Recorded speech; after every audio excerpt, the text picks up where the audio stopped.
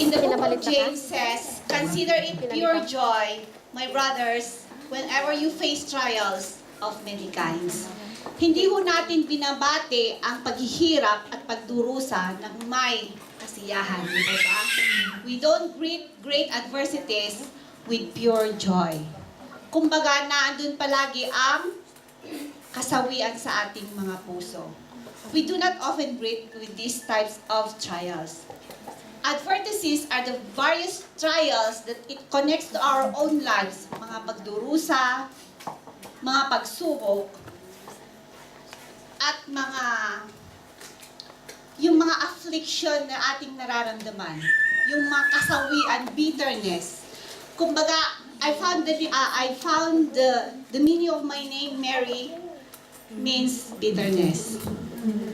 Kasawian.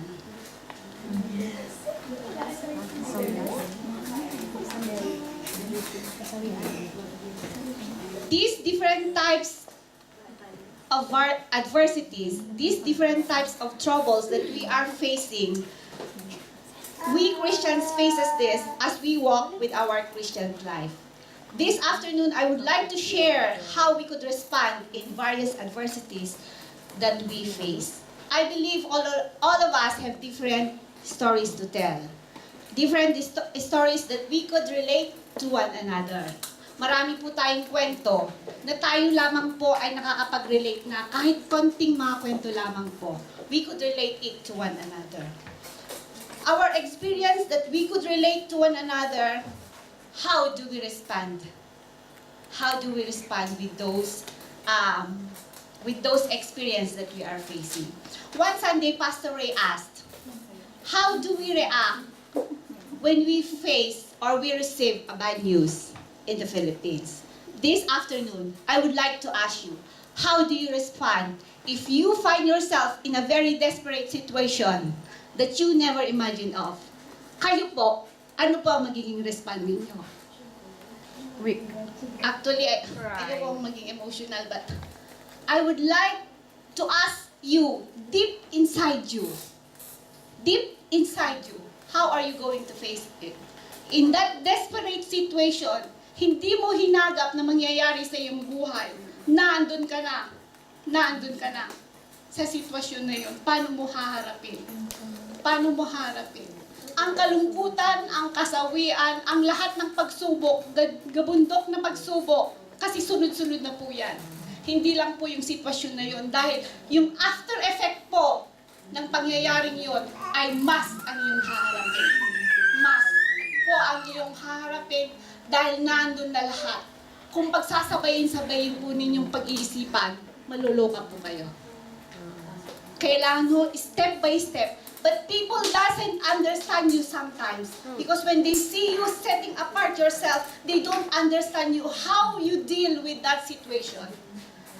Sometimes, they thought you are setting apart your life, but they don't know that you are dealing it by yourself, pieces by pieces, picking it up. Mahirap kong ibalik ang mga pieces na bumagsak na. Nakukuha niyo po yung gusto kong Amen. So how do we respond with these trials of yours? How do we respond when we are in the situations that we never imagined of? I would like to share with you in Psalms chapter 70. This is what the verse that I've read the other week. Psalm 71, verse 20 to 21. Though you have made me see troubles, many, not bitter, you will restore my life again. From the depths of the earth, you will again bring me up. You will increase my honor and comfort me once again. Let us pray. Thank you, Lord, for this wonderful message, oh God. Father, thank you, Lord, because truly, Lord, your words will come out in my lips, bit by bit, Panginoon. Father, it will connect to your people. In Jesus' name, amen. This afternoon, I would like to entitle my message, Display Wisdom from God. despite of this situation, despite of these severe situations, how are you going to display wisdom from Display God? wisdom from God. Kahit na nagdurusa ang iyong puso, kahit punong-puno ito ng kasawian, paano mo ito papakita sa karamihan? Dahil di ba sabi, tinawag tayo bilang light ng mundo.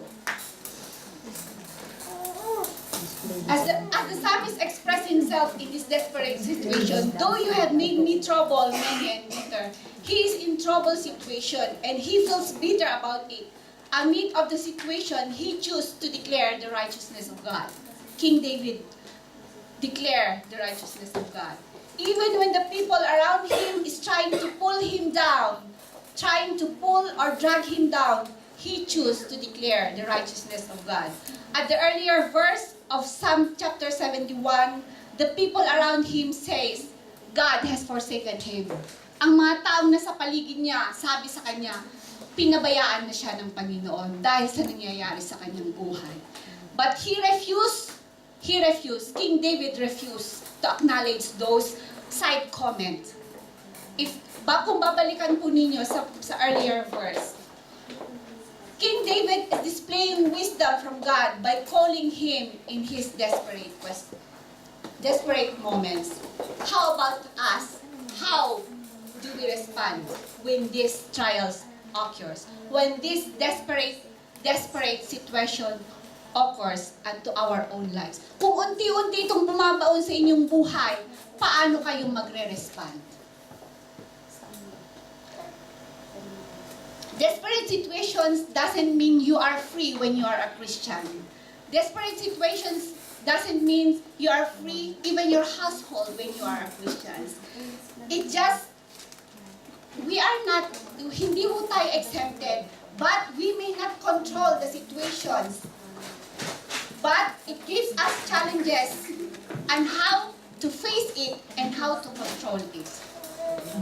Dahil ang mga pangako niya ay naandito.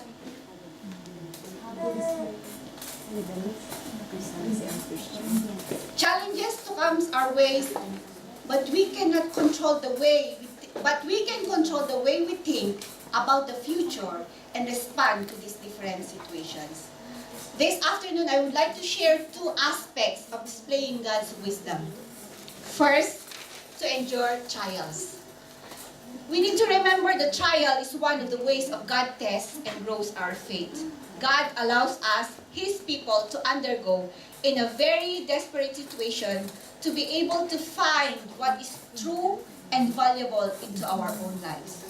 He allows us to undergo severe situation to bring out and strengthen our trust unto Him alone. And though these severe situations, believers would be able to demonstrate genuine faith. Ang totoong pananampalataya na lumalabas sa kabila ng pagdurusa at pagpapakasakit ay nagpo-produce po ng endurance. Hindi ko alam kung anong Tagalog ng endurance. But ito po ang nagpo-produce, ang tunay na pananampalataya ay nagpo-produce sa kalagitnaan ng ating mga pagsubok. Okay. Second aspect, hindi ko na babasahin mo.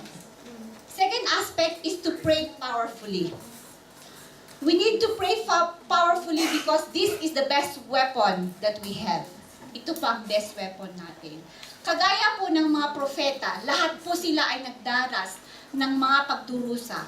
Ngunit, hindi nila tinalikuran ang pangako ng Panginoon sa kanila. My conclusion is, despite of the fact that I'm still in the process of spiritual healing and I know, I'm very sure that God will restore me. He will give me perfect peace and rest. He will wipe all my tears despite of the fact that I'm still grieving. My Father God will increase the greatness that He bestowed me before. God will clothe me with unspeakable glory, and He will comfort me on every side. He will revive me once again for His glory alone. As King David humbled himself to God, that despite of the severe trouble he faced, he still praised God. As for me, I need to acknowledge God's gift.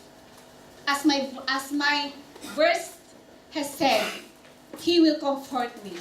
As for me, I need to acknowledge God's gift that despite of this situation that I'm facing, the value of what I will be able to learn in this situation will be a great help to others in the future. Enduring trials and praying powerfully are just few aspects of displaying God's wisdom.